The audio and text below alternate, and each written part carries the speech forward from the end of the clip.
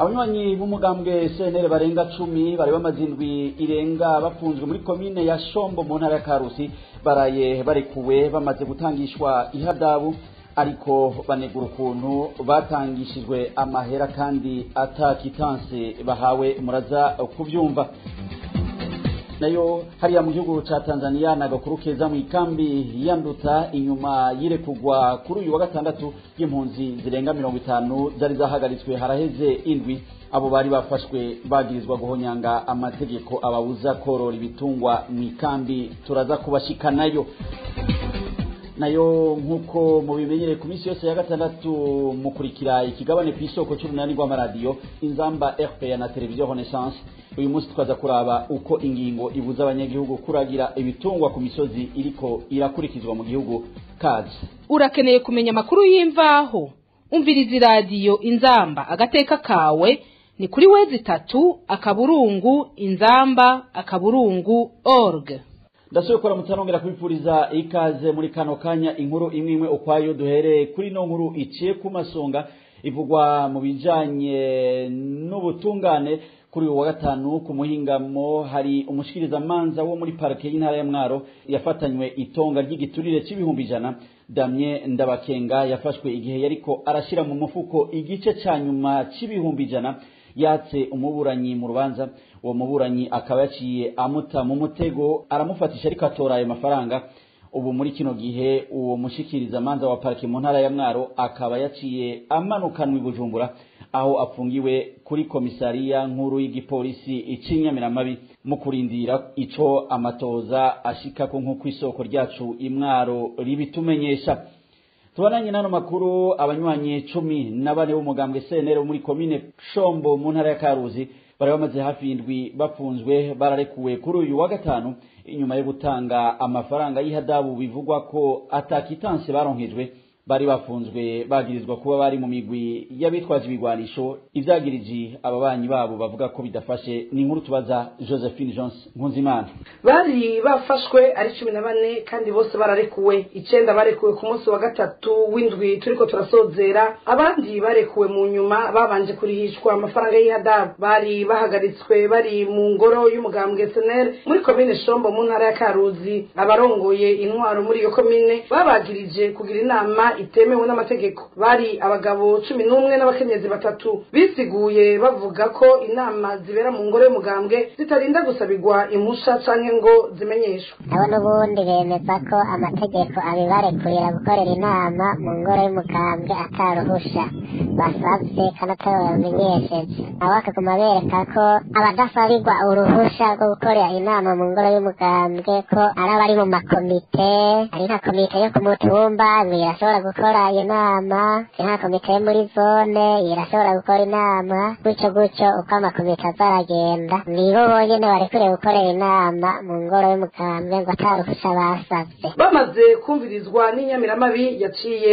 ihindura ivyagiriji ku munsi wa kabiri aca abagiriza kwifatanya n'imigwi igwanya leta. Ivyo abagirizwa baciye bamirira kure. Bukeye ku munsi wa gatatu 9 muri abo bararekuwe, abandi basigaye barekuwe babanje kuri ihadabu ringana n'ibihumbi 100 mu mafaranga y'amarundi kuri umwe kandi ntibaronkejwe ibitanze. Ku munsi wa gatatu niho baca barekura abantu 9 muri abo hamaze kubazwa icyo bafungiwe, iko abandi barekuwe nabo bakagumizwayo. Bavuze ko bakibandanya amatohoza ariko nabo nyene mu nyuma bararekuwe batanze amande y'ibihumbi 100 uko ari 3.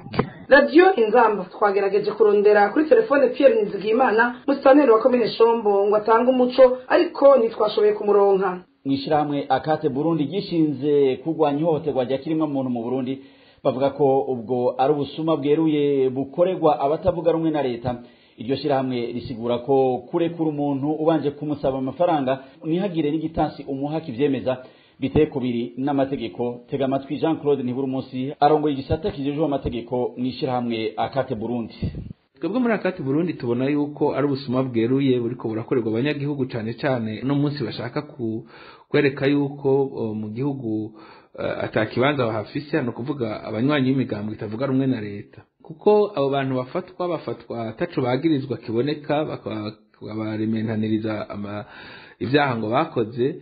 hanyuma mugabo intumbero ari gushaka kubatwara utwabo kubanyaga utwabo nabo nyonyezi rero buriko burakorwa uno munsi ntitwovuga ko ari amategeko n'amakeyi yo barimwo kuko ibijanye n'ibi byo kwaka amahera umuntu kucaha aba yakoze hanyuma kugira ngo uwo muntu azokwama ari hafi y'ubutungane bisanzwe bitekanijwe mu mategeko byo bita caution murabona ko mu bisanzwe bikorwa n'umuntu afitiye uburenganzira kandi bigakorwa hakurikijwe amategeko y'igitabo gigenga ingene imanza z'ivyaha zitohozwa zikongera zikaburanishwa urabona rero ibikorwa ngaha aho abantu babatwara amahera ntibabasinyire ngo babereke nuko hari ikintu batanze cyo bita maresi ni ukuvuga ko ari ubusuma bweruye uno munsi nibyo biriko bikorerwa abantu batavuga rumwe na leta ko ari bo boroshe kumbure gutera ubwoba no kwiba ntihagire n'ikibatabara mugabo abantu bomenya yuko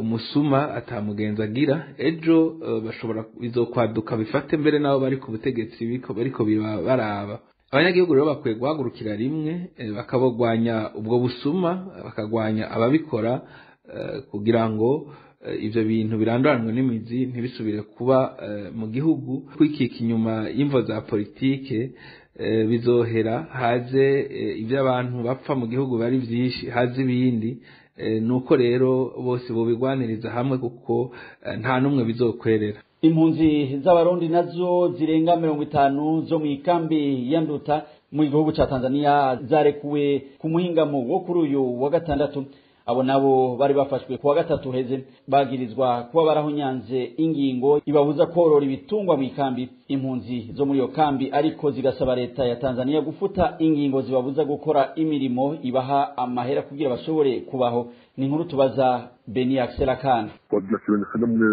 amajambo y'akanyamuneza uyu murundi aba mu ikambi ya Nduta afise inyuma y'irekurwa ry'impunzi zari zimaze iminsi ine zihafungiwe ariko rero uwo munezero uvanze n'umubabaro w'uko ingingo yo kubuza impunzi zaho kororera mu ikambi no gukora utundi dukorwa tubazanira amahera n'ubu zagumyeho tubaje kubikorwa mu gusaba basigaranye amakarata y'impunzi yabo tumwe zabo ntabyo basubijwe ntawuzi niyo babitwaye asaba ko botureka tugakora ibiduteza imbere kugira ngo twizaye kwifungurwa baduhari zikwiye iminsi 42 ntibikunda ko eza ngo dufungure ifu iyo bigashika 15 baduha n'ubundi nabo bari kumwe nico kimwe nta wuzi ngo izogenda gute kuko urumva ubuzima buragoye n'ibyo bahora bikora kurumva ko bari batwaye bumva bigiye kuburana cyane basaba ishirahamwe rijejwe impunzi ku isi HCR gufasha ngo ivyo bita itotezwa rihere kibatuma ubona yuko ubu hamaze mu bitagenguka ku bwinshi tusaba kandi ko HCR yosaba leta Tanzania kugira ngo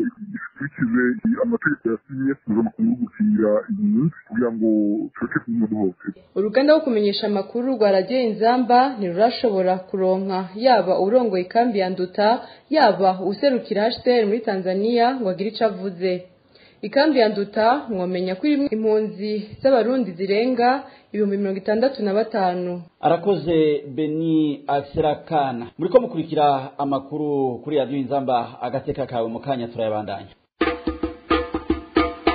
nakahe kamaro ko kuronswa urukingo rwa coronavirus abahinga mu by'ubuvuzi b'inishirahamwe mpuzamakungu gitaho amagara y'abantu OMS basaba gukingira abantu kubera imvu nyamukuru zitatu urucanco rukingira cane cane abantu bafise ubudahangarwa buke mu mubiri rukagabanya ibitigiri vy'abaremba n'abapfa urukingo rugabanya kandi ibitigiri vy'abaja mu bitaro bigatuma ibisata bijejwe amagara y'abantu mu gihugu bitarengerwa iyo ibitigiri by'abaremba canke abapfa bigabanutse kubera abantu baronse urucanco bituma ingaruka mu by'imibano ubutunzi bw'imiryango n'ubw'igihugu ziba nke akanakamo ka Radio Inzamba agateka kawe nkuko bisanzwe ku misi yose ya gatandatu mu kigabane kw'isoko cuno munsi turabira hamwe aho ishigwa mu ngiro ry'ingingo ribuza kuragira ibitungwa ku misozi inyuma y'ukwezi iryo tegeko ritanguye gukurikizwa mu Burundi ikigabane kw'isoko cuno munsi mugishikirizwa na Prosper Nzisabira kw'isoko ni ikiganiro mushikirizwa ku minsi yose ya gatandatu mukagitegurirwa n'urunani rw'amaradiyo Radio Inzamba agateka kawe Radio RPA ijwi ry'abanyagihugu na radio television Renaissance. Kuva ku igerekerezo rya kane gitugutu itegeko ribuza kuragira ibitungwa ku misozi ryaratanguye kuja mu ngiro. Kuva ico gihe ibitungwa bigaburirwa mu mihana canke mu matongo ya bene ivyo bitungwa. Inyuma y'ikiringo c'ukwezi zoba vyifashe gute mu ntara zitandukanye. Aborozi boba bari baravyiteguriye bihagije. Iryo tegeko ubwaryo ririkwije. Inyishu z'ivyo bibazo byose ni muri kino kigabane ku isoko cyo kuri uyu wa gatandatu igerekezo rya gatandatu Munyonyo umwaka wa 2021 mukagishikirizwa na Prosper Nzisabira kaze. Kubw'ubushikiranganji bw'uburimyi n'ubworozi iryo tegeko ryo kororera ibitungwa mu ruhongore ngo rituma amagara y'ibitungwa amera neza bikabona gutanga amata menshi n'umwavu. Ikindi naco ngo nuko ingwara zakarira ivyo bitungwa zizogabanuka eka n'amatati hagati y'aborozi n'abarimyi agahera. Mugana aho biruko bamwe mu borozi twavuganye mu ntara za Bururi, Ngozi na Rumonge ntibahisha akababaro kabo mushigwa mu ngiro ry'iryo tegeko ryo kororera ibitungwa mu ruhongore. Kuri mikro ya Emile Nibasumba wa RPA bavuga ko ikibazo cyo kuronka ubwatsi bagaburira ivyo bitungwa kiba hanze. Ubu turirukanga tukarondera ubwatsi twe twateye ubutemye kugira usubire kuzoja kurondera kubutema abaheze nk'ukwezi canke ukwezi kurenga kugira ngo urindire bukure. Ubu rero dufite ingorane twirukanga mu matongo ya leta batubujijemo ibibara biriko birakura mugabo n'ukuri byatunaniye. Rero inka nazo nyene zirashonje ntashobora ngo zikuremwo amatara agabanutse zikirirwa zirabira ziri mu ruhongore umuntu agapfana agahinda. Abantu rero barabiragira ko ukuri kwamye bijya kwawe ariko ibiti baduhana urubibe ikibazo kirahari kubera abantu bose bazigurisha kuko nk'umuntu aba afise adafite isaganirizo adafise aho ashobora kuziturukiriza cyangwa adafite uburyo bwo kuzitiranya atongo benshi barazigurishije. Ubu ubwatsi twarimye ukwezi kurenga turagerageza turatema turagira gute mugabo nk'ubwo twari dufite bwose bwaheze. Ure gutangura aho wahereye usanga bukiri butoyi, rero bukiri butoyi bikakutunanira ntushobora kubutema. Ubu rero aho hageze n'inka ntizigikamwa. Rumonge umuganda w'ubwatsi ikinga ni kuvuga ari imiganda 3 tuwenga aharugurwa 600 ariko ikinga igeze ku 15 12 ikinga y'ubwatsi ari n'abandi basanzwe bafise inka mu nzu z'ikizungu ubwo yuko baciye bagira ikibazo nabo nyene cyo kubura ubwatsi kubera ko ubwatsi bwaciye buzimba uko byosanga hendi 35 ariko umukozi yahira ubwatsi yaraduzariza agira ku 70 ubwo yuko mu misi za rero nta muntu asanzwe azoshobora kubasha gutunga inka ngaho iwacu ntibiba bigishoboka. Kororera ibitungwa mu ruhongore biramaze gutera izindi ngorane harimo nk'iduzwa y'igiciro cy'ilitiro ry'amata mu ntara za Bujumbura na Rumonge ku mafaranga ngana n'amajana 2.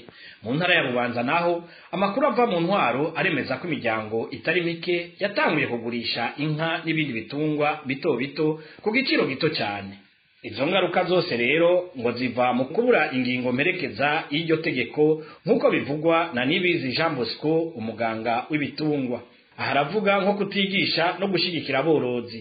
Mu mukurikire yari kuri mikro ya mugenzi wacu wa televiziyo Renaissance.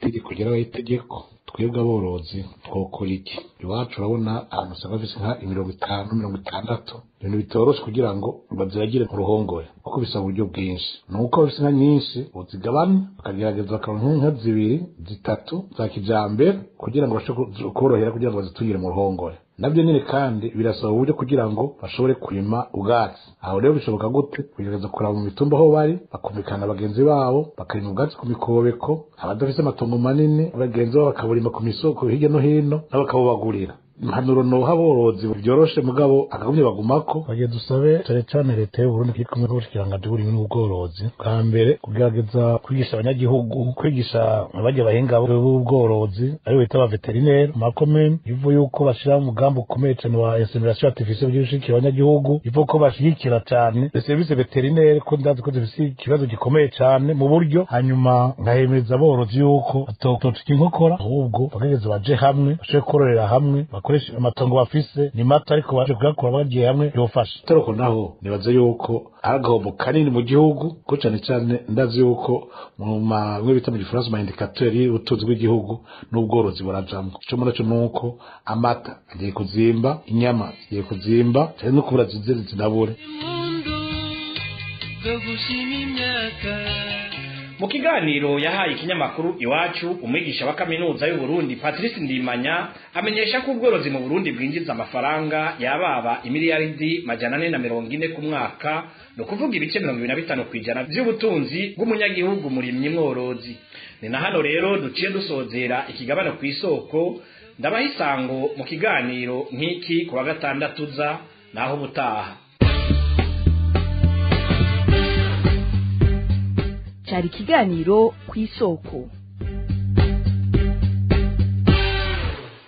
Arakoze Prosper Nzisabira mu gusozera aya makuru nk'uko bisanzwe ku misi yose ya gatandatu tubabwira amakuru yanditswe n'ibinyamakuru bitandukanye ku Burundi. Ayuno munsi tukayasomerwa na George Nimenya.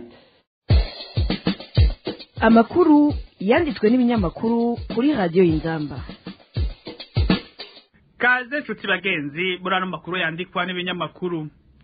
SOS Media candika kugwaruka rw'imbonera kure aho hari abisha umuntu mu ntara ya Bubanza baca baramwihambira.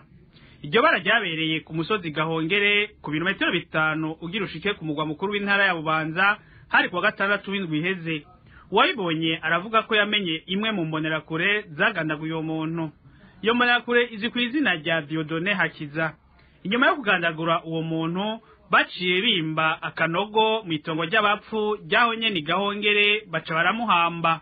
Urongoye zone Mitakataka ataramenya ko ari umuntu yagandaguwe yahamagariye abamuhambye kumuzura bakamuhamba handi kuko bari bamuhambye ku murengoti utwara amazi ya Regideso. Ababikoze baciye bisunga gahumbezi baramuzura bamuhamba aho nyene muri iryo tongo nyene. Uburundi n'ibinyemesha makuru intambwe iracari ndende byandikwa n'ikinyesha makuru Iwacu. Kigarutse ku munsi mukuru wahariwe kwibuka amabi akorerwa abamenyesha makuru uba kwigerekezo rya kabiri Munyonyo buri mwaka, kivuga ko uwo munsi washitse abakora ayo mabi badahanwa, naho umukuru w'igihugu c'u Burundi yifuza ko umubano woba mwiza hagati y'ubutegetsi n'ibimenyesha makuru. Ihagarikwa no kuborezwa igufa ryakorewe umumenyesha makuru abonesha FM kwigerekezo rya 24 Nyakanga uno mwaka vyerekana ko atagahengwe karaboneka. Yahagaritswe mu Kamenge yagiye gutohoza inkuru kubijanye na grenade yatewe ku rugo rw'intwazangabo mu gisirikare. Yarakubiswe arashaya. Abamenyesha makuru b'ikinyamakuru Iwacu bagiye ku gipolisi kuraba afungiwe umumenyesha makuru abonesha bamaze iminota 30 bariko barabazwa kuvyo bavuganye n'uwo mumenyesha makuru. Bategetswe gufuta ivyo bavuganye, eka n'uwo mumenyesha makuru wabonesha ategekwa gufuta amajwi yose yari yafashe. Kubwa Arnaud Forger ajejwe igice ca Afrika mu ishirahamwe Reporters Sans Frontières ngo vyerekana ko naho hari akarusho gatoyi kibonekeje mu mwaka umwe, impungenge yo iracari ndende. Tuheraheze ku nkuru ijanye n'iterambere. Kwimba ubutare bwa nikele si vyejo aho bukera, vyandikwa n'ikimenyesha makuru Burundi Eko. N'amashikiranganje iheruka yarahagaritse amasezerano yo kwimba ubwo butare bwa nikele Musongati. Ubwo butare bupima amatoni miliyoni 180, nukuvuga ibice 6% vya nikele yose iri kwisi. Imyaka itari mike iraheze leta y'u Burundi ifise umugambi wo kwimba ubwo butare bufise ikibanza kinini mu Burundi kandi bushobora kurenza imyaka 45 bucukugwa. Ikinyesha bakuru Burundi Eko kiribaza igituma ubwo butare bwatowe mu 1970 butarimbwa.